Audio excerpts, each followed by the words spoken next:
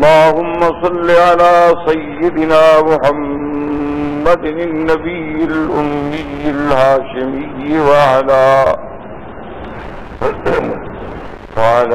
آله وأصحابه نجوم الهدى. أما بعد فقد قال الله تبارك وتعالى في القرآن المجيد والفرقان الحميد. أعوذ بالله من الشيطان الرجيم. بسم الله الرحمن الرحيم.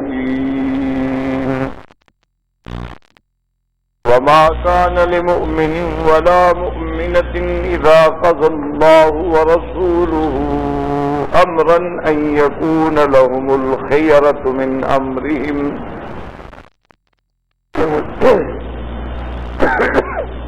ومن يعص الله ورسوله فقد ضل ضلالا مبينا.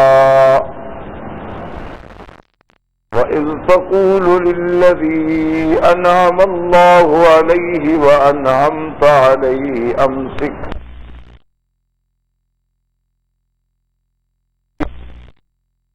زوجك واتق الله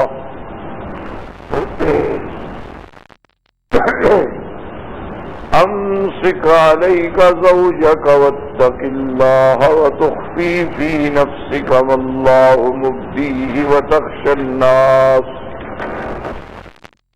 والله أحق أن تخشاه.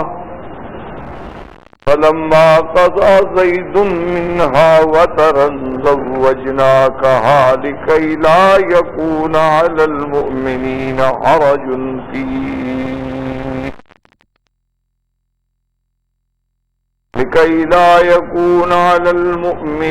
حرج في أزواج أدعيائهم إذا قضوا منهن وطرا وكان أمر الله مفعولا.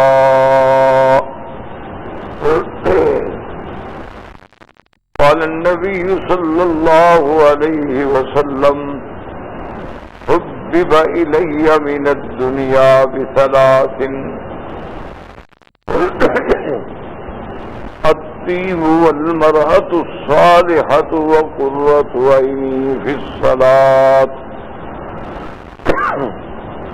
أو كما قال النبي صلى الله عليه وعلى آله وأصحابه وسلم تسليما كثيرا كثيرا. صدق الله العلي العظيم وصدق رسوله النبي الكريم، ونحن على ذلك لمن الشاهدين ومن الشاكرين والحمد لله رب العالمين. برادران اسلام،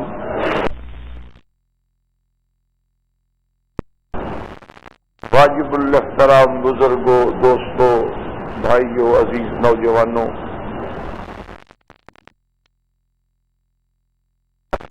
الحمدللہ سلسلہ دروس سیرت امہات المؤمنین رضوان اللہ علیہن اجمعین کے ضمن میں آج کے درس میں سیدہ زینب بنت جہش رضی اللہ تعالی عنہا کے بارے میں کچھ عرض کریں گے.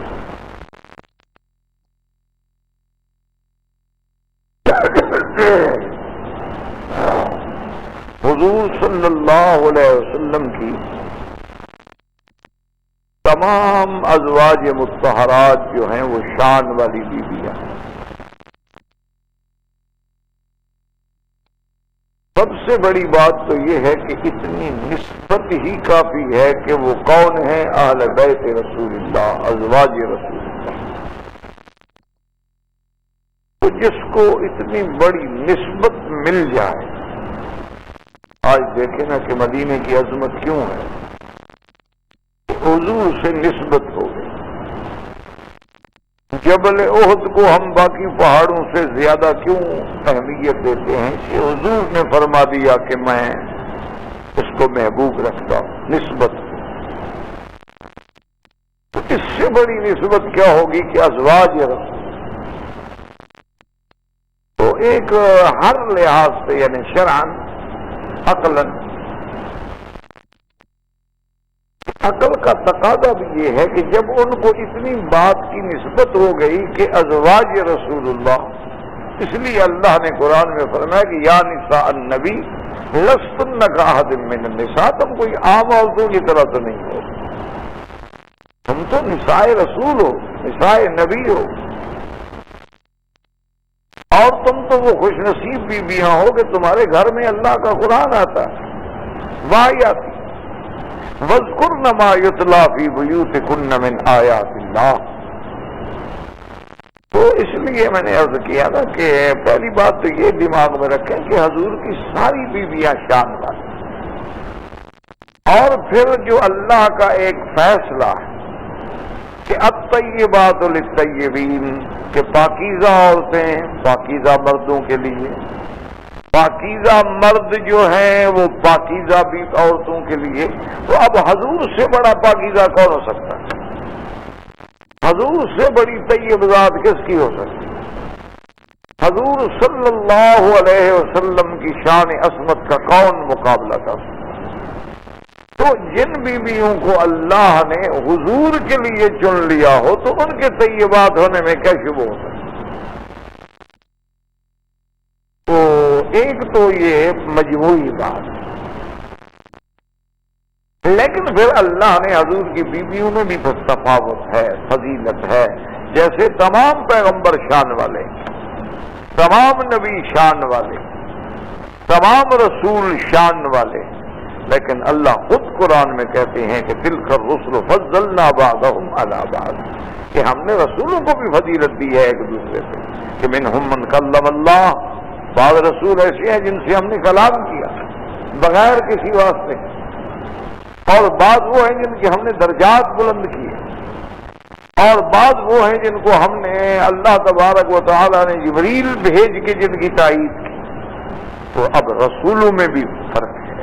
تمام انبیاء شان والے ہیں لیکن ان سے رسول افضل ہیں، تمام رسول شان والے ہیں لیکن ان سے اولو العزم من الرسل جو 5 پیغمبر ہیں وہ افضل ہیں. پھر اولو العزم میں سب سے افضل حضرت محمد الرسول اللہ ہے. اب آپ اسی سے اندازہ کریں کہ جو حضور کی بیویاں ہوں گی ان کا کیا شان ہے. اچھا، دوسری بات یہ ہے کہ اللہ نے مجموعی طور پہ فیصلہ فرما دیا، نص ہے کہ ازواجہ امہات، یعنی تمام حضور کی بیویاں جو ہیں وہ امت کے لیے قیامت تک ماں کے درجے میں، کہ ہماری مائیں ہیں. اور مائیں بھی ایسے نہیں کہ احتراماً آدمی کسی کو کہہ دیتا ہے کہ جی آپ میری ماں ہیں، احتراماً آدمی کہہ دیتا ہے جی بہن ہے آپ میری، احتراماً کہہ دیتا ہے چھوٹی عمر میں ہو آپ میری بیٹی ہے. یہ تو وہ ماں ہے جس کو اللہ نے نص قطعی میں فرمایا، قرآن نے کہا ہے کہ حضور کی بیویاں جو ہے وہ امت کی ماں ہیں. اور پھر یہ صرف احترام نہیں بلکہ اس کے احکام جاری ہوں گے کہ جیسے حقیقی ماں سے نکاح کرنا حرام ہے، حضور کے بعد حضور کی بیویوں سے بھی نکاح کرنا حرام ہے. یعنی ایک تو ہوتا نا کہ صرف احترام میں فرما دیتے کہ بھی حضور کی بیویاں جو ہے وہ مائیں، لیکن ورنہ کہ نہیں، حضور صلی اللہ علیہ وسلم کے بعد بھی، یعنی حضور کی وفات کے بعد بیویاں بیوہ ہو جائیں لیکن کسی سے نکاح نہیں ہو سکتا. یعنی اللہ نے اس مقام کو اتنا محفوظ رکھا. اور اسی سے یہ اشارہ بھی ہمیں ملا کہ یہ سارا اہتمام کیوں کیا گیا کہ اگر حضور کی بیوی حضور کی وفات کے بعد کسی سے شادی کر لیتی پھر اس کی عصمت نکاح میں فوت ہوتی تو پھر قیامت میں تو اس کی بیوی بنتی جس کے نکاح میں فوت ہوئی. اور اللہ یہ چاہتے ہیں کہ جن بیویوں کو میں نے نبی کے لیے چنا ہے یہ دنیا میں بھی بیویاں ہوں اور قیامت میں بھی حضور کی یہی بیویاں، جنت میں بھی یہی بیویاں. تو یہ عظمت جو ہے کسی کو نہیں ملی، یہ تو مجموعی عظمت تھی، لیکن ان میں بھی پھر تفاضل ہے. کہ بعض بیویوں کا شان جو ہے اللہ نے ایک سے ایک بلند فرمایا ہے. تو شان والی بیویوں میں جیسے سیدہ خدیجہ الکبریٰ ہے، شان والی بیویوں میں جیسے سیدہ عائشہ صدیقہ ہیں، اسی طرح سیدہ حفصہ ہیں، اسی طرح سیدہ ام سلمہ ہیں، ان میں اسی طرح سیدہ زینب بنت جحش رضی اللہ تعالیٰ عنہ. سیدہ زینب بنت جحش جو ہیں، یاد رکھیں کہ ان کا پہلا نام جو تھا وہ تھا برہ، اور بعض مورخین نے فرمایا برہ بالضم، باقی ضم کے ساتھ برہ یا برہ. تو حضور نے فرمایا کہ نہیں، اس نام کو بدل دو. تو یہ نام جو زینب رکھا یہ بھی حضور صلی اللہ علیہ وسلم رکھا، یعنی بی بی زینب کے نام کی تبدیلی کا حکم جو ہے وہ سرکار دو عالم نے دیا، اور برہ کے بجائے آپ کا نام زینب رکھا. تو یہ نام بھی حضور صلی اللہ علیہ وسلم کا ہے. اور بی بی زینب جو ہیں ان کا اتنا بڑا مقام تھا قبیلے میں کہ ان کی کنیت تھی ام الحکم. ام الحکم ان کی کنیت تھی. اور اسی طرح دیکھیں کہ یہ کتنے بڑے شان والی بیوی ہے، قریش کے خاندان سے. حضور صلی اللہ علیہ وسلم کی پھوپھی زاد بہن، یعنی آپ کی والدہ جو ہیں، بی بی زینب کی والدہ جو ہیں، ان کا نام ہے امیمہ. بی بی زینب کی والدہ کا نام جو ہے امیمہ بنت عبد المطلب، وہ عبد المطلب کی بیٹی ہے. تو حضور صلی اللہ علیہ وسلم کی پھوپھی ہے، اور یہ حضور کی پھوپھی کی بیٹی ہے، تو لہذا پھوپھی ذات بہن ہوئی. اور پھر یہ شان دیکھیں کہ بی بی زینب بھی مسلمان ہو، آپ کے بھائی عبداللہ ابن جحش مسلمان ہو، اور یہ وہ پہلا شخص ہے جس نے پرچم اسلام سب سے پہلے اٹھایا، یہ عبداللہ ابن جحش، یہ اسی بیوی کا بھائی. اسی طرح ان کے دوسرے بھائی ابو احمد ابن جحش جو اپنے وقت کے نامور شعراء میں گزرے ہیں، شعراء عرب میں ان کا ایک بہت بڑا مقام. اور انہی کی بہن ہے جن کا نام بی بی حمنہ بنت جحش، اور بی بی حمنہ جو ہے یہ سابقون الاولون میں ہیں، جو سب سے پہلے اسلام لائے ہیں، ان میں بی بی حمنہ ہے. اور پھر بی بی حمنہ بیوی بنی حضرت مصعب ابن عمیر رضی اللہ تعالی عنہ. حضرت مصعب ابن عمیر وہ صحابی ہیں کہ جن کو سب سے پہلے حضور صلی اللہ علیہ وسلم نے مدینہ منورہ میں بھیجا کہ وہاں لوگوں کو قرآن پڑھائیں، اسلام کے لیے تیار کریں. تو یہ بیوی جو ہے بی بی حمنہ، یعنی یہ بی بی زینب کی بہن ہے، اور ان کا نکاح جو ہے مصعب ابن عمیر سے ہے. اور اسی طرح بی بی زینب کی ایک بہن ہے، ان کا نکاح جو ہے حبیبہ، ان کا نکاح عبد الرحمن ابن عوف سے. تو اب آپ اندازہ کریں کہ نسب کے اعتبار سے، باپ کے اعتبار سے، بھائیوں کے اعتبار سے، ماں کے اعتبار سے، بہنوں کے اعتبار سے، اور اپنی شرافت و نجابت کے اعتبار سے بی بی زینب رضی اللہ تعالی عنہ کا ایک بہت بلند مقام. اور بی بی زینب ان لوگوں میں ہے کہ جن کو اسلام کے لیے تکلیفیں بھی برداشت کرنی. حالانکہ بی بی زینب ایک بڑے گھر کی بیٹی ہے، یعنی وہ جیسے محاورہ ہوتا ہے نا کہ فلاں آدمی تو جی سونے کا چمچ منہ میں لے کے پیدا ہوا ہے، یہ ان لوگوں میں ہے. لیکن اسلام کے لیے ان کو بھی قربانیاں دینی پڑی، تکلیفیں اٹھانی پڑی. اور سب سے پہلے انہوں نے جو ہجرت کی تو اس میں آپ بھی ہیں، آپ کے دونوں بھائی بھی ہیں، اور آپ کی تینوں بہنیں بھی ہیں. سارا خاندان جو ہے وہ ہجرت کر کے حبشہ پہنچا. تو سیدہ زینب رضی اللہ تعالی عنہ کی اسلام کے لیے بڑی قربانی. اب بھی زینب جو ہیں اپنے خاندان کے ساتھ واپس آ گئی مکہ.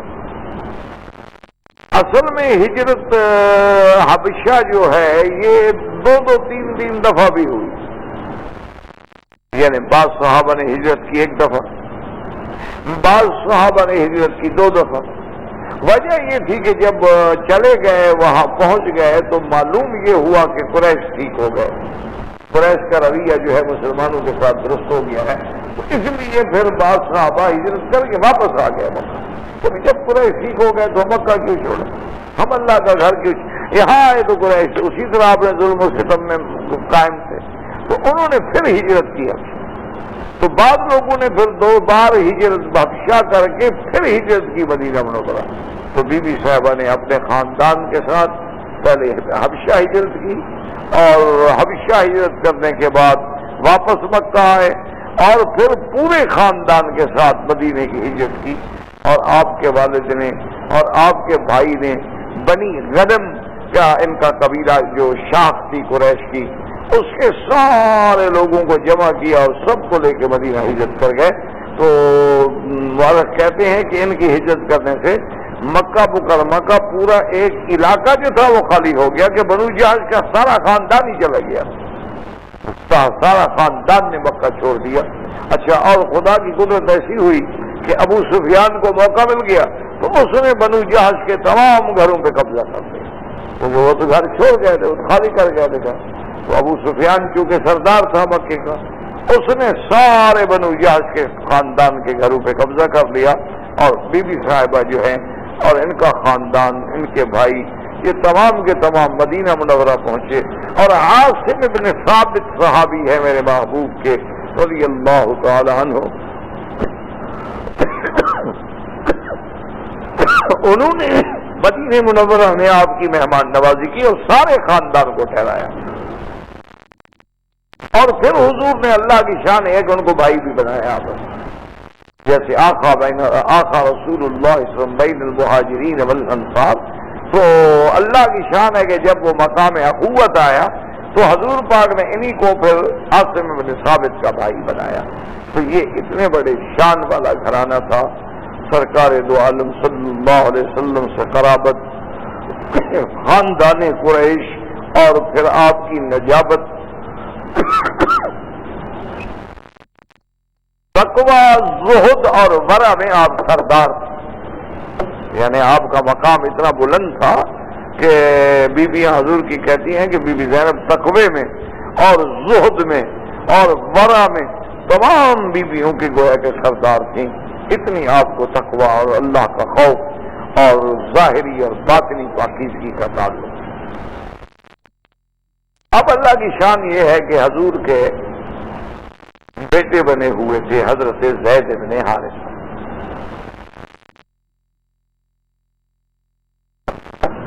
زید بن حارثہ خود بھی ایک اعلیٰ خاندان سے تعلق رکھتے،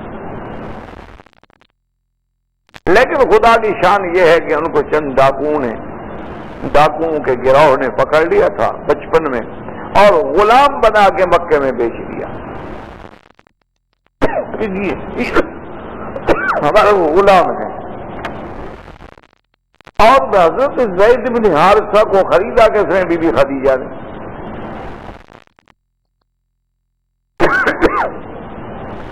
سیدہ خدیجہ رضی اللہ تعالی عنہا نے خریدا اور حضور کو دے دیا، یا رسول اللہ میں نے غلام خریدا ہے، اب یہ آپ کی خدمت کریں۔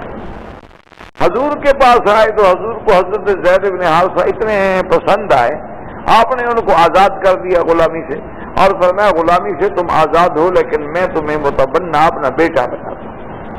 تو حضرت زید کو یہ نسبت ملی کہ بہت سارے لوگ تو کہتے تھے زید بن محمد، زید کون بھی؟ محمد رسول اللہ کا جو بیٹا، حالانکہ زید بن حارثہ حضور صلی اللہ علیہ وسلم نے ان کو بیٹا بنایا تھا، اس کو کہتے ہیں متبنہ۔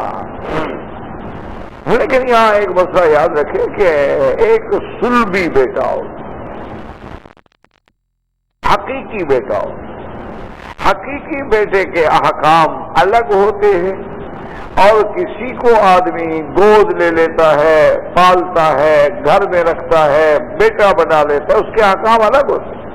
وہ شرعاً اس طرح کا بیٹا نہیں بن سکتا جیسے سلبی بیٹا، یعنی اگر ہم مر جائیں تو ہماری وراثت نہیں ملے گی، اس کو تو بننا تھا۔ اسی طرح اس پر وہ شرعی احکام نہیں ہوں گے کہ جیسے ایک بیٹے کو ماں سے پردہ نہیں ہوتا، اگر ہم نے کسی بچے کو پالا ہے وہ بڑا ہو گیا تو پردہ ہوگا، وہ حقیقی بیٹا نہیں ہے، وہ سلبی بیٹا نہیں ہے، نہ وہ میراث میں ہمارا حقدار ہے۔ اور اسی طرح ایک ہمارے یہاں انڈو پاک میں بہت بڑی غلطی ہے کہ بعض لوگ مہربانی کر کے بچوں کو پالتے ہیں، چھوٹے سے بچے لے آتے، ان کے ساتھ اپنا نام لگا دیتے ہیں کہ ابھی ہمارا بیٹا ہے، تاکہ بڑا ہو کر بھی یہ سمجھا جائے کہ فلاں کا بیٹا۔ یہ غلط بات۔ ادعوہم لآبائہم هو اقسط عند اللہ، کہتے ہیں جی وہ تو پھر اس کا دل ٹوٹ جائے گا. تو آپ بچپن سے بتائیں نا, دل تو اس وقت ٹوٹے گا جب آپ 40 سال نہ بتائیں اور پھر اس پہ ظاہر ہو کہ آپ اس کے حقیقی والدین نہیں ہیں. تو دل ٹوٹنے کا تو آپ ذریعہ بن رہے ہیں. اگر پہلے دن سے آپ سچی بات کریں تو اس کا دل کیوں ٹوٹے گا؟ وہ تو آپ کا قدردان ہوگا کہ انہوں نے مجھے پالا ہے, پوسا ہے, میری خدمت کی ہے, باوجود اس کے کہ میرے حقیقی ماں باپ نہیں.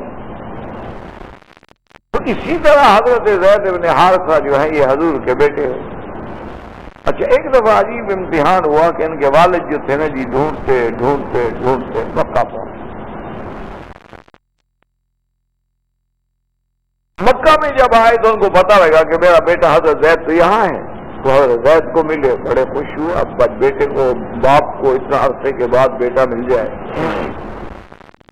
تو اس نے حضور صلی اللہ علیہ وسلم کی خدمت میں آ کے عرض کیا. اس نے کہا کہ یا رسول اللہ, اصل بات یہ ہے کہ ہم بنو حارثہ فلاں قبیلے سے تعلق رکھتے ہیں, ہم تو غلام نہیں ہیں, نہ میرا بیٹا کا بھی غلام تھا. یہ تو بچپن میں سفر میں بچھڑ گیا اور ڈاکوؤں نے اس کو لے لیا اور ہم ڈھونڈتے رہے. اب ہمیں پتہ چلا کہ ہم نے تو اس کو مکے میں بیچ دیا ہے اور یہ غلام بن کے زندگی گزار رہا ہے اور میں اس کا حقیقی والد ہوں. مہربانی کر کے آپ حکم دیں کہ زید بن حارثہ میرے ساتھ جائے, میرا بیٹا ہے. حضور صلی اللہ علیہ وسلم نے فرمایا کہ دیکھو حارثہ, ہم اس سے انکار نہیں کرتے کہ زید تمہارا بیٹا نہیں, زید تمہارا بیٹا ہے. ہم نے بھی اس کے ساتھ کسی قسم کا کوئی زیادتی نہیں. میری زوجہ محترمہ سیدہ خدیجہ نے اس کو خریدا. سیدہ خدیجہ نے مجھے ہبہ کیا, میں نے اس کو آزاد کر کے اپنا بیٹا بنا لیا, غلامی میں نہیں رکھا اور پھر یہ بھی نہیں کہ اچھا بھی اب آپ آزاد نہیں, بیٹا بنا لیا. اب ہمارا فیصلہ جو ہے وہ زید کے ہاتھ میں ہے. ہم زید کو کلی اختیارات دے دیں گے, تو آپ کے ساتھ جانا چاہے تو میں راضی ہوں. میری طرف سے کوئی ناراضگی نہیں ہوگی, کوئی ہم رکاوٹ نہیں ڈالیں گے. اور اگر وہ اپنے منشے سے نہ جانا چاہے تو میں جبر نہیں کروں گا کہ تمہارے ساتھ جائے, ہم اس پہ جبر نہیں کریں گے. زید بن حارثہ کو حضور نے بلا لیا. آپ نے فرمایا کہ زید دیکھو تمہارا باپ, اور تم الحمدللہ صحابی ہو, مسلمان ہو, جانتے ہو کہ باپ کا کتنا بڑا مقام ہے, والدین کا کتنا بڑا مقام ہے, یہ بات تم جانتے. اور یہ اتنی مدتوں کے بعد ڈھونڈتے ڈھونڈتے تمہیں مشکل سے ڈھونڈا ہے, یہ تمہیں لینے کے لیے آئے ہیں. میری طرف سے تم آزاد ہو, تم حر ہو, احرار ہو, ولک الخیار, تمہیں آزادی ہے. چاہو تو میرے پاس رہو اور چاہو تو اپنے والد کے ساتھ چلے جاؤ. تو حضرت زید بن حارثہ نے فوراً کھڑے ہوئے عرض کیا کہ یا رسول اللہ صلی اللہ علیہ وسلم, یہ کوئی پوچھنے کی بات ہے, میں تو باپ, ماں, قبیلہ, خاندان, ساری دنیا چھوڑ سکتا ہوں, پر محمد مصطفیٰ کو نہیں چھوڑ سکتا. رسول اللہ کیسے ہو سکتا ہے کہ میں آپ کو چھوڑ کے چلا جاؤں؟ ٹھیک ہے میرا باپ ہے, میں اس کی نافرمانی نہیں کرنا چاہتا, لیکن میں آپ کو نہیں چھوڑ سکتا. اس کو چاہیے کہ یہ بھی ہمارے ساتھ رہے. انہوں نے کہا کہ نہیں, میری تو قبیلے کی مجبوریاں ہیں, حالات ہیں, خاندان ہے. تو زید بن حارثہ نے جانا قبول نہیں کیا. اب حضور کے دل میں اس کی قدر اور بڑھ گئی. تو حضور صلی اللہ علیہ وسلم نے ارادہ فرمایا کہ بھی اس کی شادی کریں, بیٹا بنایا ہے, اب جوان ہو گیا, اس کی شادی ہونی چاہیے. صلی اللہ علیہ وسلم سرکار دو عالم نے بی بی زینب رضی اللہ تعالی عنہا اور اس کے بھائی کو پیغام بھیجا کہ ہم زید بن حارثہ کی شادی کرنا چاہتے ہیں, اور اگر مہربانی کرو تو بی بی زینب کا رشتہ جو ہے قبول کر. جب ان کو پیغام ملا تو انہوں نے کہا کہ بھائی کچھ ہو ٹھیک ہے, وہ غلام نہ ہو, لیکن مشہور تو یہی ہے نا کہ غلام ہے, اور ہم قریش کے قبیلے کے لوگ ہیں, ہم کیسے اپنی بہن غلام کو دے دیں, وہ چاہے وہ غلام نہ ہو, لیکن دنیا کے سامنے جو ہے زید غلام, تو ہم نہیں دیتے، ہم تو یہ رشتہ قبول نہیں کرتے۔ بی بی سے کہا تو انہوں نے بھی انکار کیا، ان کے بھائیوں نے بھی انکار کیا، حضور صلی اللہ علیہ وسلم کو ان کا انکار پہنچا۔ اور اللہ کی شان یہ ہے کہ اللہ نے قرآن پاک نازل فرما دیا کہ وَمَا كَانَ لِمُؤْمِنٍ وَلَا مُؤْمِنَةٍ إِذَا قَضَى اللَّهُ وَرَسُولُهُ أَمْرًا أَن يَكُونَ لَهُمُ الْخِيَرَةُ مِنْ أَمْرِهِمْ وَمَن يَعْصِ اللَّهَ وَرَسُولَهُ فَقَدْ ضَلَّ ضَلَالًا مبینہ۔ اللہ نے قرآن نازل کر دیا، اس لیے علماء فرماتے ہیں وَمَا كَانَ لِمُؤْمِنٍ، اس سے مراد حضرت عبداللہ ابن جحش ہیں، وَلَا مُؤْمِنَةٍ، اس سے مراد بی بی زینب بنت جحش ہیں۔ اللہ نے فرمایا کسی مومن مرد یا عورت کو اللہ کا رسول کوئی حکم دے دے تو پھر اختیار نہیں رہتا کہ وہ قبول نہ کرے، یہ تو ہو نہیں سکتا۔ اللہ کے رسول کا فیصلہ ہو گیا، اللہ کا رسول کوئی حکم فرما دیں، کوئی حکم جاری کر دیں تو اس کے بعد تو اس کا عصیان کرنا جو ہے بہت بڑا گناہ ہے، نافرمانی کرنا جو ہے۔ اللہ نے قرآن پاک کی آیت نازل، جب یہ آیت نازل ہوئی تو حضرت عبداللہ بن جحش کو پتہ،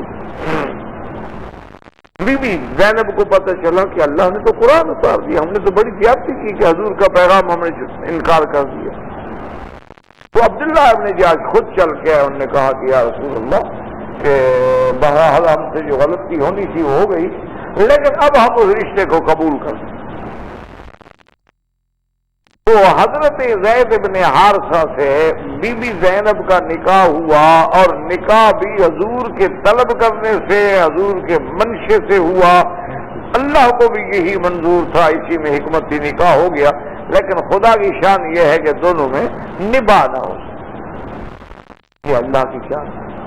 اصل وجہ کیا تھی کہ وہ جو درمیان میں ایک تفاوت تھا نا، کہ بی بی زینب کا ایک عالی نسب ہونا اور حضرت زید کا لفظ غلامی سے منسوب ہونا، تو وہ جو دماغوں میں فرق تھا نا جی، وہی چیز جو تھی ذریعہ تھا۔ اسی لیے شریعت کا حکم ہے کہ جہاں رشتہ کرو کفر کو دیکھو۔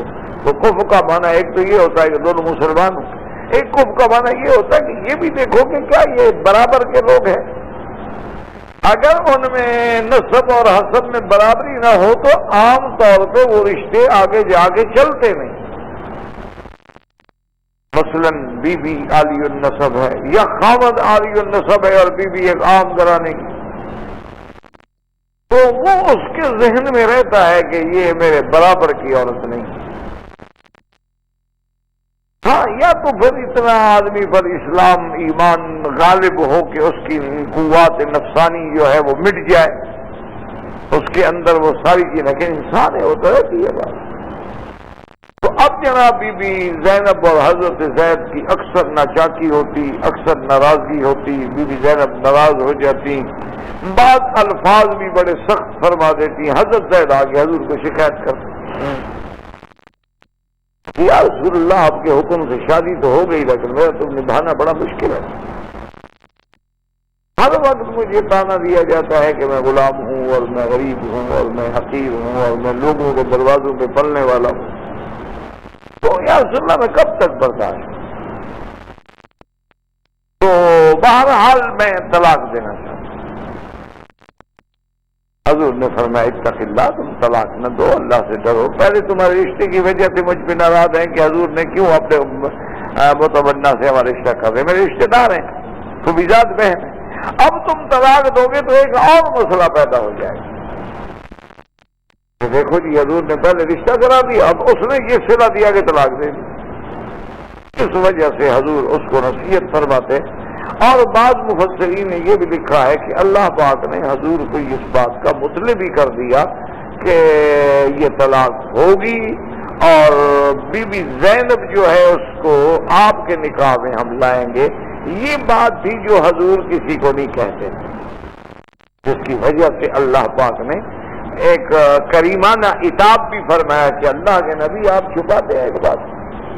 اچھا، بعض لوگوں نے کہ یہاں کہانیاں گھڑی ہیں نعوذ باللہ کہ بی بی زینب کو حضور نے دیکھا حضور زید کے گھر میں گئے تو بی بی زینب اپنے بال سکھا رہی تھیں اور اس کے لمبے بال تھے اور بڑا جمال تھا. حضور کے دل میں بی بی زینب کی محبت آ گئی. اس محبت کو چھپاتے تھے اور چاہتے تھے کہ وہ طلاق دے دے, میں شادی کر لوں. یہ ساری روایات ہیں جو بنائی گئی ہیں. اللہ کے پیغمبر معصوم ہوتے ہیں, اللہ کے پیغمبر کی نظر بھی معصوم ہوتی ہے. اور پھر یہ بات عقل کے بھی خلاف ہے کہ وہ تو حضور کی پھوپھی ذات بہن ہے. کو پہلی دفعہ حضور نے زید کے گھر میں دیکھا تھا بی بی زینب, وہ تو بچپن سے دیکھ رہے ہیں. کوئی عقل کی بات ہے؟ وہ تو بی بی امیمہ کی بیٹی ہے اور امیمہ عبد المطلب کی بیٹی ہے. ہر وقت حضور کے گھر میں آنا جانا ملنا, تو خاندان ایک ہے. پھر یہ کہنا کہ زید کے گھر میں بی بی زینب کو اتفاق سے دیکھا اور حضور کی نظر پڑ گئی, یہ ساری روایات جو ہیں دراصل یہودی روایات ہوتی ہیں. اور اس فن میں یہودیت کو ید طولہ حاصل ہے کہ جھوٹی روایات بنا کے ایسے انداز میں ایسے مقام پہ ان کو جڑیں گے کہ قیامت تک عام کتاب کو بدل دیتا ہوں تو عام روایت بدلنا تو مسئلہ ہی کوئی. اچھا, خدا کی شان یہ ہے کہ چونکہ مذہب شیعہ جو ہے, روافض جو ہیں, ان کی ابتدا بھی عبداللہ ابن سبا ہے. عبداللہ ابن سبا اصلاً یہودی تھا, نسلاً یہودی تھا. تو ان میں بھی وہی باتیں آئی ہیں جھوٹی روایات بنانے کے. یہ بھی بادشاہ ہے, ان کا بھی کوئی مقام نہیں. یعنی ایسی روایات ان نے بنائی ہیں کہ آدمی حیران ہو جائے, سوچ نہیں سکتا ہے. اچھا, بعض اوقات ایسا کرتے ہیں کہ پوری حدیث مبارک کے اندر کسی ایک لفظ میں تبدیلی کر دیں گے اور ساری حدیث کا مفہوم جو ہے بدل جائے گا. یہ ایک فن ہے اللہ تبارک و تعالیٰ کے فرمان میں اور اللہ کے رسول کے فرمان میں تحریفات کرنا. یہ تو اللہ کا شکر ہے کہ اسماء الرجال کے ماہر علماء اوپر بیٹھے ہوئے ہیں اور جن کو اللہ تبارک و تعالیٰ نے تنقید کا اور تہذیب کا مقام دیا تھا کہ ایک ایک روایت کے ایک ایک راوی کو انہوں نے پرکھا ہے اور حقیقت نکھار کے سامنے رکھ دی ہے اور ہمیں ہر حدیث کے بارے میں بتا دیا ہے کہ یہ صحیح ہے, یہ حسن ہے, یہ مرسل ہے, ضعیف ہے, غریب ہے, منقطع ہے. یہ تو اللہ ان کی قبروں پہ کروڑوں رہتے ہیں. تو بہرحال یہ تھا جی کہ اصل بات یہی تھی کہ حضور کو جب یہ پتا تھا کہ اس نے میری بیوی بننا ہے تو اب چھپانے کی کیا ضرورت ہے. اور زید کو بتا دیتے, حضرت یعنی خود طلاق دینے پر آمادہ تھا. تو یہ وہ بات تھی جس کے بارے میں اللہ تبارک و تعالی نے فرمایا کہ تخفی فی نفسک ما اللہ مبدیہ. محمد پاک, آپ جو بات چھپا رہے ہیں اللہ اس کو ظاہر کر کے رہے. تخشى الناس, آپ لوگوں سے ڈرتے ہیں کہ لوگ کیا کہیں کہ آپ نے بیٹے کی بیوی سے شادی کر لی, بیٹے کی بیوی سے شادی کر لی. جاہلیت پر یہ بات اڑائیں گے, لیکن حضرت زید آپ کا بیٹا نہیں ہے. ہم اس جاہلیت کی رسم کو مٹانا چاہتے ہیں اور مٹائیں گے بھی ایسے انداز میں کہ حضور سے خود عمل کروائیں گے تاکہ قیامت تک کوئی اعتراض نہ کر. تو اب حضرت زید نے جب بار بار اصرار کیا تو حضور کے منع کرنے کے باوجود بھی انہوں نے طلاق. اب طلاق بھی ہو گئی تو حضور صلی اللہ علیہ وسلم نے بھی یہ سوچا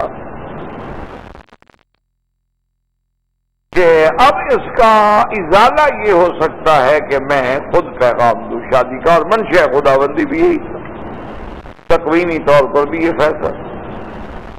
تو حضور صلی اللہ علیہ وسلم نے, خدا کی شان دیکھیں گے, پیغام کس کے ذریعے بھیجا؟ حضرت زید کو کہا کہ جا کے پیغام دو. اچھا, اس میں یہ بات نہیں ہوتی ہے جیسے آج کل ہماری جاہلیت میں لوگ کہتے ہیں دیکھو جی اس کی بیوی تھی اور وہی پیغام لے کے جائے. تو یہ باتیں اسلام ان باتوں کو نہیں سمجھتا. جب طلاق دے دی بیوی کا کیا مطلب؟ وہ دیکھیں میرا اجنبیہ ہو گئی, وہ تو اب آپ سے اجنبی ہے, اس سے آپ کا کوئی تعلق نہیں. اور حضرت زید جب آئے تو کمال کی بات دیکھیں, حالانکہ ان کی بیوی رہ چکی تھی لیکن باقاعدہ محدثین نے لکھا ہے کہ حضرت زید پشت کر کے بی بی زینب کی طرف رخ بھی نہیں کیا, پشت دے کے کھڑے ہو گئے اور کہا کہ زینب مجھے ارسلنی رسول اللہ, مجھے حضور پاک نے بھیجا ہے اور تمہاری عدت کے بعد حضور جو ہے وہ آپ سے نکاح کرنا چاہتے ہیں۔ تو اب دیکھیں شان دیکھیں بیوی کا، تو سیدہ زینب نے فوراً یہ کہا کہ استخیر ربی، کہ میرے پاک نبی سے جا کے کہہ دیں کہ بیوی زینب کہتی ہے میں اپنے اللہ سے مشورہ کروں گی، جو مشورہ دیں گے اس پہ چلوں گی۔ استخارہ اتنی بڑی چیز ہے کہ گویا آدمی اپنے اللہ سے رائے لیتا ہے کہ میں یہ کام کروں یا نہ کروں۔ تم نے بھی کہا کہ استخیر ربی، میں استخارہ۔ حضرت زید واپس آئے، انہوں نے آ کے پیغام دیا کہ بیوی نے یہی کہا۔ اور بعض روایات میں یہ آتا ہے کہ اس پیغام کے ملنے کے بعد بی بی صاحبہ نے فوراً وضو کیا، اور وضو کرنے کے بعد آپ نے گھر میں جو جگہ عبادت کے لیے بنائی تھی وہاں جا کے آپ نے نماز پڑھی اور استخارے کی دعا پڑھی اور اسی میں مشغول ہو گئی، اور اللہ نے قرآن نازل فرما دیا حضور صلی اللہ علیہ وسلم پہ، جس کے بارے میں یہ آیات بھی موجود ہیں۔ اللہ نے فرمایا کہ ہم نے فیصلہ کر دیا فلما قضى زید منها وطرا،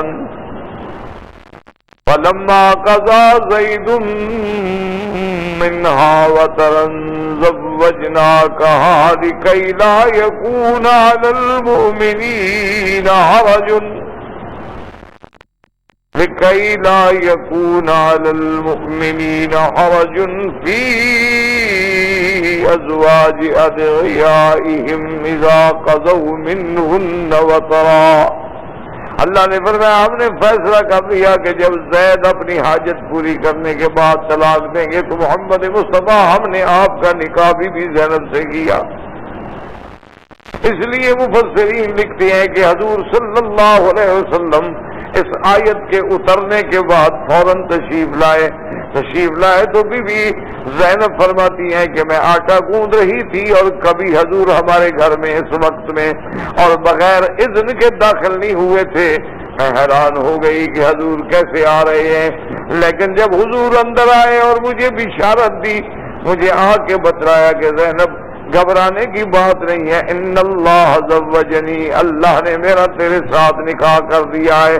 تو بی بی زینب کہتی ہے یا رسول اللہ بڑی عجیب سی بات ہوگی کہ نہ تو کوئی گواہ ہے نہ نکاح کرنے والا ہے۔ حضور نے فرمایا اللہ المزوج و جبریل شاہدہ، نکاح کرنے والا تو خدا ہے اور گواہی دینے والا جبریل ہے، اس سے بڑا گواہ کون ہوگا۔ اسی طرح بعض روایات میں آتا ہے کہ آپ کے ایک ملنے والے صحابی تھے بی بی زینب کے گھرانے سے، حضرت سلمی رضی اللہ تعالی عنہ۔ بعض علماء فرماتے ہیں کہ حضرت سلمی کو اس آیت کا پہلے پتہ چل گیا، حضور کے آنے سے پہلے وہ دوڑے اور آگے بی بی زینب کو خوشخبری دی کہ بی بی ان اللہ زوجک من فوق العرش، اللہ نے عرش سے تیرا نکاح کر دیا ہے۔ بی بی زینب اتنی خوش ہوئی کہ جو زیور پہنے ہوئے تھے سارے اتار کے حضرت سلمی کو دے دیے کہ جاؤ یہ تمہارے لیے انعام کہ تم نے مجھے ایسی خوشخبری سنائی ہے کہ اللہ نے میرا نکاح کر دیا حضور صلی اللہ علیہ وسلم کے ساتھ۔ یہ کوئی معمولی اعزاز تو نہیں ہے کہ اللہ تبارک و تعالیٰ قرآن میں حکم دے اور قیامت تک قرآن پڑھا جائے اور پھر نکاح کرنے والی اللہ کی ذات ہو، نہ اس میں کسی خطبے کی نہ گواہ کی، کیوں یہ تو نص خطی ہے، اللہ کا حکم۔ اس لیے حدیث مبارک میں آتا ہے کہ بی بی زینب کانت تفتخر علی النساء، تمام حضور کی بیویوں پہ فخر کرتی تھی، فخر سے فرماتی تھی کہ تمہاری بڑی شان ہے عائشہ، حفصہ تمہاری بڑی شان ہے، لیکن تمہارے نکاح تمہارے والدین نے کیے ہیں، ایک میری شان ہے کہ میرا نکاح خود خداوند قدوس نے کیا۔ تمہاری بھی شان ہے، عظمت ہے، لیکن بہرحال تمہیں تو والدین نے شادی کر دی، میرا نکاح تو عرش سے ہوا ہے، میرا کون مقابلہ کر سکتا ہے۔ اور اسی طرح بی بی فرماتی ہیں بی بی ام سلیم اور حضرت انس رضی اللہ تعالیٰ عنہ فرماتے ہیں کہ حضور پاک نے جتنی خوشی بی بی زینب کی شادی پہ منائی، یہ پہلی بیوی ہے جس کے لیے حضور پاک نے ولیمے میں بکری ذبح کی، ورنہ حضور تمام نہیں فرماتے، بس جو آیا مل کے کھا لیا، خلاص دعا ہو گئی، یہی ولیمہ ہو گیا بس۔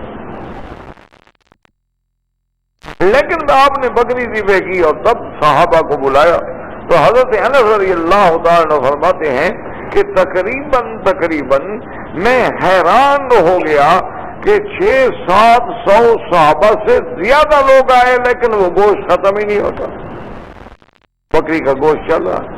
جب انہوں نے اپنی اماں سے کہا تو ان کی اماں نے کہا کوئی نئی بات ہے، اگر سارے مدینے والے بھی کھاتے تو کھا سکتے تھے، حضور کا ہاتھ لگ گیا، بس اللہ نے برکت ڈال۔ اور یہی وہ موقع ہے، بعض محدثین کرام نے لکھا ہے کہ بی بی ام سلیم نے بھی بطور خاص ایک حلوہ بنایا۔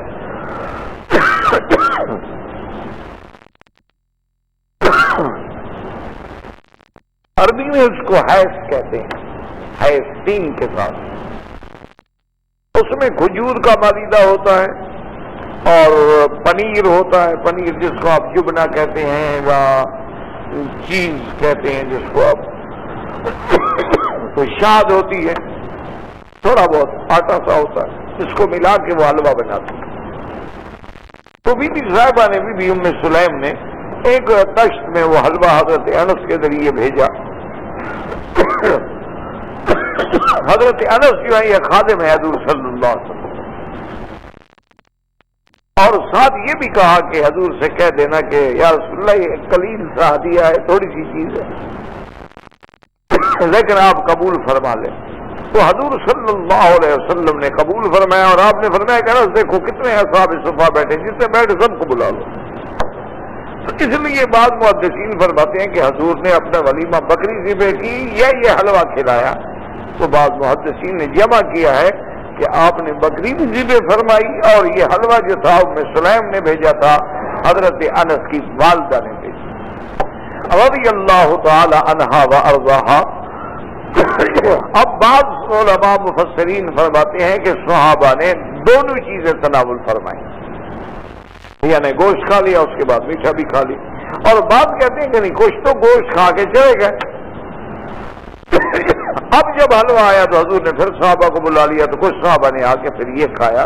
تو یہ پہلی بیوی ہے جن کے یعنی شادی کے لیے، ولیمے کے لیے حضور صلی اللہ علیہ وسلم نے باقاعدہ اہتمام فرمایا ہے، اور کسی بیوی کے لیے اتنا بڑا اہتمام نہیں فرمایا ہے۔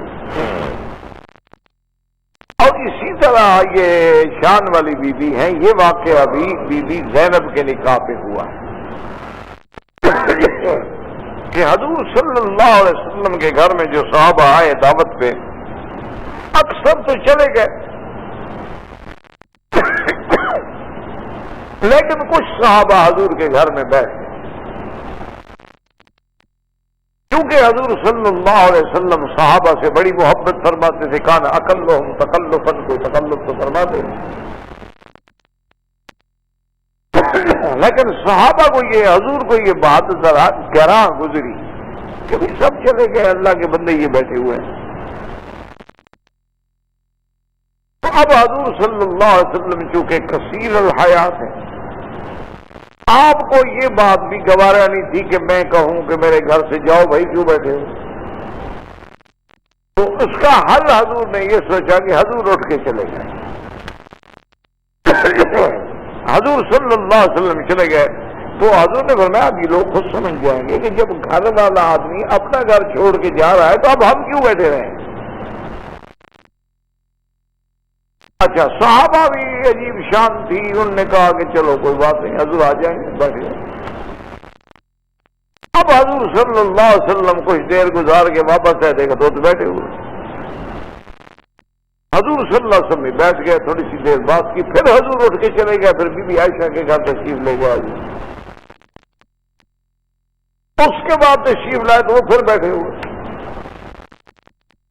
اچھا صحابہ کو یہ بات معلوم نہیں ہوئی کہ حضور کو یہ بات ناگوار گزر رہی، ورنہ کیسے صحابہ تو کبھی یہ بات برداشت نہیں کر سکتے نا کہ حضور کی طبیعت پہ کوئی چیز گراں گزرے، لیکن انہیں یہ احساس نہیں ہوا۔ اور آیت حجاب پردے کا حکم آیا نہیں تھا، تو یہ بھی وہی موقع ہے کہ پھر حضور جب تیسری بار تشریف لائے تو صحابہ چلے گئے، تو اللہ تبارک و تعالی نے حکم دے دیا کہ بھئی جب آپ کو بلایا جائے، بلانے کے بعد آپ آئیں اور کھانا کھائیں، اذا دعیتم، جب تمہیں دعوت دی جائے، بلایا جائے، یہ نہیں کہ بلا مستانسین لحدیث بیٹھ کے باتیں کرتے رہو. ان ذالکم کانا، یہ تمہارا عمل جو ہے حضور کے لیے بڑا ناگوار گزرا ہے. اور اللہ کا نبی تو کمال شرم سے نہیں کہہ سکتا کہ میرے گھر سے جاؤ، لیکن اللہ حق بیان فرما دیتے ہیں. اور اس کے بعد حکم ہو گیا اذا سألتموهن متاعا فاسألوهن من وراء حجاب، کہ آج کے بعد خبردار کوئی آدمی کسی عورت کے سامنے نہیں آ سکتا. اگر کوئی چیز لینا ہے، دینا ہے، مانگنا ہے تو حجاب اور پردے کے پیچھے کھڑے ہو کے مانگنا ہوگا. تو یہ آیت حجاب جو ہے محدثین کرام نے لکھا ہے اور مفسرین کرام رضوان اللہ علیہم اجمعین نے لکھا ہے کہ یہ بھی بی بی زینب رضی اللہ تعالی عنہا کی شادی پر اللہ نے پردے کا حکم جو تھا وہ جاری فرما دیا، اور قیامت تک وہ پردے کا حکم جو ہے وہ باقی رہے گا. اور اسی طرح ایک بات یاد رکھیں کہ آج کل ہماری بہنوں اور بیٹیوں کو بھی مغالتا ہے اور بعض پڑھے لکھے لوگوں کو بھی مغالتا ہے. اس لیے یہ بات عام ہو گئی ہے کہ چہرے کا پردہ نہیں ہوتا.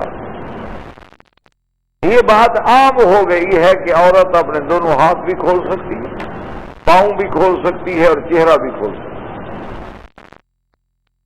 اور یہ بات اتنی اب عام ہو گئی ہے کہ بعض علماء نے تو اسی پہ فتوے دے دیے، اور بہت سارے لوگ جو ہیں وہ اس کا اثر لیتے ہیں. اچھا، ویسے بھی خدا کی قدرت ہے کہ جس بات میں آدمی کو کچھ آسانی لگتی ہو، کچھ فائدہ لگتا ہو، اس کو تو آدمی جلدی قبول کرتا ہے، اس کو آدمی جلدی سے قبول کر لیتا ہے. اور جس کام میں مشقت ہو تو طبیعی بات ہے کہ اس میں تکلیف تو ہوتی ہے نا عمل کرنے پہ. اب ایک عورت کا پردے میں رہنا، حجاب میں رہنا کوئی آسان بات تو نہیں ہے. لیکن حقیقت بات یہ ہے، چاہے کسی کو ناگوار ہو یا کسی کو اچھی لگے، حکم شرعاً یہ ہے کہ ایک ہے عورت اور ایک ہے مسئلہ حجاب. اب عورت کا معنی یہ ہوتا ہے کہ بھی وہ چیز جس کو چھپانا ضروری ہے. اب مرد کے لیے حضور نے فرمایا کہ عورت الرجل من السرۃ الی الرکبۃ، کہ مرد کے لیے اس کی ناف سے لے کر گھٹنے تک کا جو حصہ ہے یہ عورت ہے، یعنی یہ کسی کے آگے نہیں کھول سکتا. اگر اس کا کوئی حصہ کھولے تو نعوذ باللہ وہ ملعون ہوگا، لعنت ہوگی اس کو. جیسے ہمارے اکثر بھائی حالت احرام میں بڑی غلطی کرتے ہیں بعض ہمارے بھائی، اللہ ہمیں بھی انہیں بھی ہدایت دے، کہ جب احرام باندھتے ہیں نا تو ناف کے نیچے چادر ہوتی ہے اور اوپر پورا حصہ نظر آ رہا ہوتا ہے. تو یہ تو آپ نے عورت کھولا ہو، چونکہ ناف تو شامل ہے، اس لیے ایسا.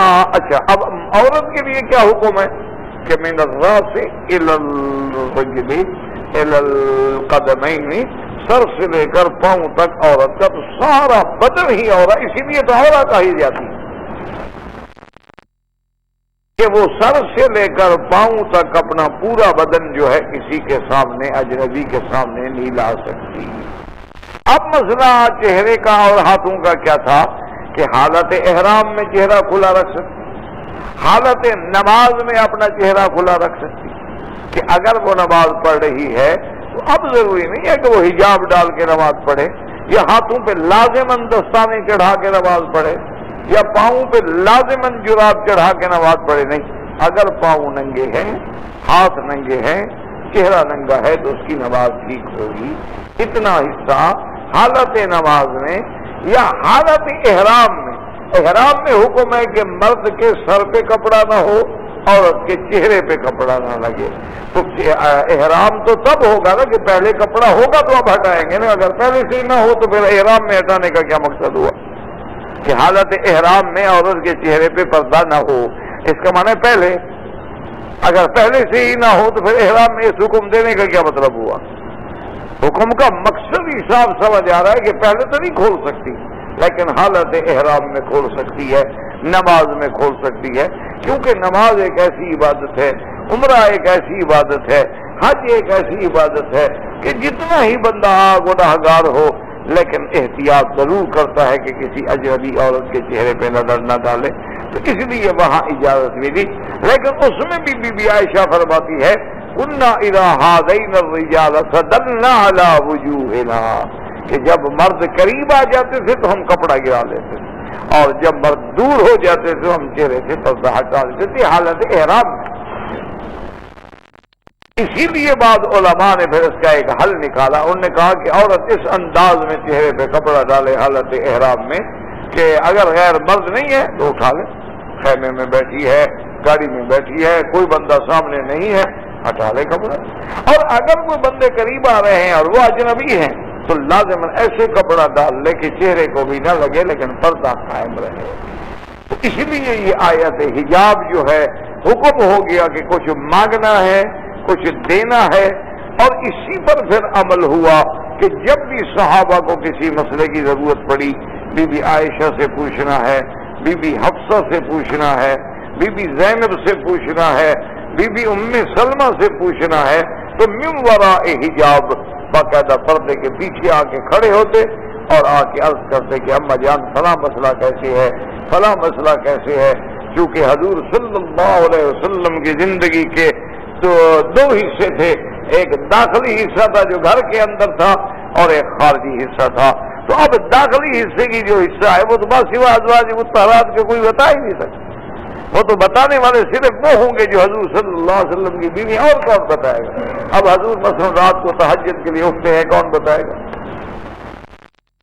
حضور صلی اللہ علیہ وسلم اٹھنے کے بعد کیا پڑھتے ہیں، کون بتائے گا؟ حضور صلی اللہ علیہ وسلم گھر میں آنے کے بعد کیا عمل فرماتے ہیں، کون بتائے گا؟ ان مسائل کا تعلق جو ہے وہ سارا کا سارا جو ہے وہ اپنا داخلی زندگی کا وہ ازواج مطہرات کے ساتھ ہے۔ تو آیت حجاب بھی، اس لیے اب آپ اندازہ کریں کہ ایک تو وما کان لمؤمن ولا مؤمنۃ، یہ آیت بھی اتری تو بی بی زینب کے مسئلے میں۔ اچھا فلما قضا زید منہا وطرا زوجناکہا، یہ آیت اتری تو بی بی زینب کے مسئلے میں۔ اور اسی طرح فرمایا ما کان محمد ابا احد من رجالکم ولکن رسول اللہ وخاتم النبیین وکان اللہ بکل شیء علیما۔ اللہ نے فرمایا ما کان محمد ابا احد، محمد مصطفیٰ تم میں سے کسی مرد کے باپ نہیں ہے، اللہ کے رسول ہیں اور خاتم النبیین ہیں۔ کیا مانا باپ نہیں ہے؟ حالانکہ اللہ کا نبی جب بیویاں مائیں ہیں تو نبی تو باپ ہوتا ہے، لیکن اللہ نے فرمایا روحانی باپ ہونا الگ بات ہے اور سلبی باپ ہونا، حقیقی باپ ہونا الگ بات ہے۔ محمد مصطفیٰ کسی مرد کے باپ نہیں، یعنی سلبی طور پہ باپ نہیں، ورنہ تو ساری امت جو ہے حضور صلی اللہ علیہ وسلم کی اولاد کے برابر ہے۔ اب دیکھیں قرآن کہتا ہے ما کان محمد ابا احد من رجالکم، رجال وجہ کیا تھی کہ حضور کی تو اولاد تھی، حضور کے تو بیٹے تھے، عبداللہ بھی تھا، قاسم بھی تھا، جن کا لقب طیب طاہر بھی تھا، ابراہیم بھی تھے، لیکن ان میں کوئی بچہ جو ہے رجال کے مقام پہ نہیں پہنچا، مرد کے مقام پہ نہیں پہنچا، وہ تو بچپن میں فوت ہو گئے۔ اس لیے اللہ کے نبی کو اللہ نے فرمایا کہ من رجالکم، کسی مرد کے باپ نہیں، باپ تو ہیں لیکن وہ تو بچے تھے، وہ تو پہلے ہی فوت ہو گئے۔ وَلَٰكِن رَسُولَ اللَّهِ وَخَاتَمَ النَّبِيِّينَ۔ تو اس لیے علماء فرماتے ہیں یہ بی بی زینب کی شان ہے کہ ان کی وجہ سے قرآن کی یہ آیت اتری کہ جب حضور کسی مرد کے باپ ہی نہیں ہے تو زید کے باپ کیسے ہوئے؟ تو زید بن حارثہ کے بھی باپ نہیں۔ تو جاہلوں کا یہ کہنا کہ حضور نے اپنے بیٹے کی بیوی سے شادی کر لی، حضور نے اپنی بہو سے شادی کر لی، تو یہ کہنا ہی غلط ہے۔ حضور تو کسی کے باپ ہے ہی نہیں، کسی مرد کے باپ ہے نہیں، اور جب مرد کے باپ نہیں ہے تو زید بن حارثہ کے بھی باپ نہیں ہیں، لہذا اگر ان کو انہوں نے بنایا تو زبانی بیٹا بنایا تھا، متبنا بنایا. اور اس کے ساتھ علماء نے فرمایا یہ کتنا بڑا اعزاز ہے کہ اللہ تبارک و تعالیٰ نے جہاں بی بی زینب کے نکاح کے بارے میں فیصلہ کیا وہی مسئلہ ختم نبوت کا بھی ذکر اسی میں آیا. وخاتم النبیین وکان اللہ بکل شیء علیما. اور اللہ تبارک و تعالی ہر چیز کے جاننے والے ہیں. اگر اللہ نے یہ حکم دیا ہے تو جاہلیت کی ایک رسم کو ہمیشہ کے لیے مٹا دیا ہے. تو سیدہ بی بی زینب رضی اللہ تعالی عنہا کا جود، آپ کی سخاوت اور آپ کا تقوی اور آپ کا ورع اور آپ کی عظمت حسب اور نسب اور آپ کی قرابت مع نبی صلی اللہ علیہ وسلم جو تھی وہ ضرب المثل تھی کہ خاندان بھی ایک ہے. اور حضور کی پھوپھی ذات اچھا، اور آپ کی والدہ بی بی امیمہ کا بھی اتنا مقام تھا کہ جب خیبر فتح ہوا حضور صلی اللہ علیہ وسلم نے خیبر کے کھجوروں میں بطور خاص بی بی امامہ کا حصہ رکھا. تو آپ نے اپنی پھوپھی کو اتنا نوازا کہ خیبر کے کھجور میں جہاں حصے رکھے گئے وہاں بی بی امیمہ کو بھی آپ نے خصوصی طور پہ حصہ عطا فرمایا. تو اس طرح سیدہ زینب حرم نبی میں داخل ہو کے امہات المؤمنین کے مرتبے پہ پہنچی رضی اللہ تعالی عنہا وارضاہا واللہ تعالی اعلم. ایک دوست ہے 22 سال پہلے وہ ہندو تھا مسلمان ہوا، اس کو ساتھ رہنے والے تانا دیتے ہیں کہ تم ہندو تھے. یہ بہت بڑا گناہ ہے. کسی مسلمان ہونے والے بندے کو تانا دیا جائے یعنی یہ اتنا بڑا گناہ. اس کا معنی ہے کہ تم اسی طرح شیطان کی مدد کرنا چاہتے ہو کہ پھر وہ غیرت میں آگے لوٹ جائے کفر کی طرف. یعنی تم اس کو اسلام سے نکالنے کے در پہ ہو. اس لیے جب اس نے کلمہ پڑھ لیا بات ختم ہوگی، پہلے کچھ بھی تھا. اسی طرح تم انسان ہو زندگی میں گناہ نہیں کرتے، توبہ کر لی بس اللہ نے معاف کر لی. اسی لیے حکم ہے کہ اگر کوئی شرابی توبہ کر لے، زانی توبہ کر لے تو اس کو تانا نہ دو. تانا دو گے تو اس کا مطلب ہے کہ تم شیطان کی مدد کر رہے ہو. اللہ نے اس کو توبہ نصیب کر دی الحمدللہ سے. اور جب وہ اسلام لے آیا اس سے بڑا اعزاز اس کے لیے کیا ہوگا. تو ایسا کہنا بالکل ناجائز ہے، اور جو کہتا ہے وہ توبہ کرے اور آئندہ کبھی اس کے سامنے ایسی حکارت آمیز بات نہ کرے. شرکا مکہ میں جو مسجد ہے اس میں حرم کی جماعت کے ساتھ نماز ہو جاتی ہے. ہاں کیونکہ سامنے صفیں نظر آتی ہیں ہو جاتی ہیں. اصل بات یہ ہے کہ صفیں نظر آئیں. میرے ایک جاننے والا پاکستان سے عمرے پہ آیا ہے، لیکن اس کی بیوی حیض کی وجہ سے احرام کی نیت نہیں کی اور مکے میں آ گئی. جب وہ عورت حیض سے فارغ ہوئی تو میں نے کہا کہ عمرہ کر لو. تو اس نے کہا کہ نہیں، اس کا بھائی مولوی ہے، اس نے کہا ہے کہ میرے لیے عمرہ اس نے کر لیا ہے بس، اور اس کو عمرہ کرنے کی ضرورت نہیں. یہ بہت بڑی غلطی ہے. اور اصل بات یہ ہے کہ تمہیں کیسے پتا ہے کہ وہ مولوی ہے؟ مولوی پہ اعتراض کرنا ہے. آپ کس مدرسے کا پڑا ہوا ہے؟ تو مدرسے کا نام لکھو صاحب. جس کی داڑھی ہو وہ مولوی ہے. ارے مونچھوں والا پکڑا جائے داڑھی والا. کیا بات ہے؟ ہر بات پہ ایک ڈھونڈ لیتے ہیں کہ جی مولوی ہے. کیا مطلب مولوی کا؟ آپ ڈاکٹر تو کسی کو نہیں مانتے، پوچھتے ہیں کہ یہ طبیب عام ہے، اخصائی اول ہے، اخصائی دوم ہے، یہ استشاری ہے. وہ مولوی ایک ایسا لفظ ہے جس کو چاہو مولوی بنا دو. بہرحال اس نے غلطی کی ہے. اس کو چاہیے کہ عورت عمرہ بھی قضا کرے اور ایک بکری دم بھی ادا کرے. بیوی اس کی ہے، حیض کے پتے تم کر رہے ہو، پتہ نہیں سمجھ نہیں آئی وہ بات. مزدلفہ سے میں اور میرے بال بچے جو تھے رات کو 2 بجے مینا آئے، فجر سے پہلے کنکری ماری. فجر سے پہلے کنکری سے تم نے غلط ماری، باقی آ گئے بیوی بچے ساتھ سے تو جائز ہے. مزدلفہ والی دم تو نہیں پڑے گی، لیکن کنکری تم نے وقت سے پہلے مار دی ہے، دم پڑ گئی. وضو کرنے میں سر کا مسح کیسے کرے؟ جیسے آگے لے جائے پھر پیچھے لے جائے. اور حج بھی ہے تو پھر گردن کا بھی مسح کرے، اور حنبلی ہے تو گردن کا مسح نہ کرے. گھر میں عورتیں اگر عورت کو نماز پڑھائیں کوئی بات نہیں، بس مہربانی کریں وہ آہستہ آہستہ امام بنتے بنتے مردوں کو نہ پڑھانا شروع کر دیں۔ میرا 3 بچے ہیں لیکن بیوی میری کمزور ہے، اگر ہم بچہ کچھ عرصے کے لیے روک دیں جائز ہے۔ اگر بیوی کمزور ہے تو آپ وقفہ کر سکتے ہیں 1 سال کے لیے 2 سال کے لیے، جیسے کوئی مسلمان لیڈی ڈاکٹر کہے آپ کو، اس کے کہنے کے مطابق آپ عمل کریں، اور وقفہ کرنا جائز ہے، ہمیشہ کے لیے بچے نہ روک دیں۔ جنت 8 ہے، جہنم 7 ہے، جہنم نہ جہنم 7 ہے نہ جنت 8 ہے، یہ تو ہے دروازوں کی بات ہے۔ تم کو پتہ نہیں یہ کیسے کہہ دیا کہ جہنم 8 ہے جنت 7 ہے؟ کہا 7 ابواب لکل باب منہا جزء مقسوم۔ اور پھر جب ان مسائل کو تم لوگ سمجھتے ہی نہیں ہو، لکھنا بھی نہیں آتا، تو ضرورت کیا ہے پوچھنے کی؟ دعا کرو اللہ ہمیں جنت نصیب کر دے، بس۔ اس کا قرآن میں 8 ابواب، اس کا 7 ابواب۔ اسی لیے انسان جو ہے نا جب سجدہ کرتا ہے تو یسجد علی 7 اعضاء، 7 اعضاء پہ سجدہ کرتا ہے تاکہ اللہ اس کے لیے جہنم کے 7 دروازے بند کر سکے۔ 7 اعضاء پہ جب سجدہ کرے گا، 7 طواف کے چکر کرے گا، 7 دفعہ سعی صفا مروہ کرے گا، تو اللہ پاک کی رحمت سے اس کے لیے جہنم کے 7 دروازے بند ہو جائیں۔ اللہ نے جنت کا 1 دروازہ زیادہ رکھا ہے کیونکہ فضل تو زیادہ ہے نا، رحمت تو زیادہ ہے نا غضب سے۔ سبقت رحمتی علی غضبی۔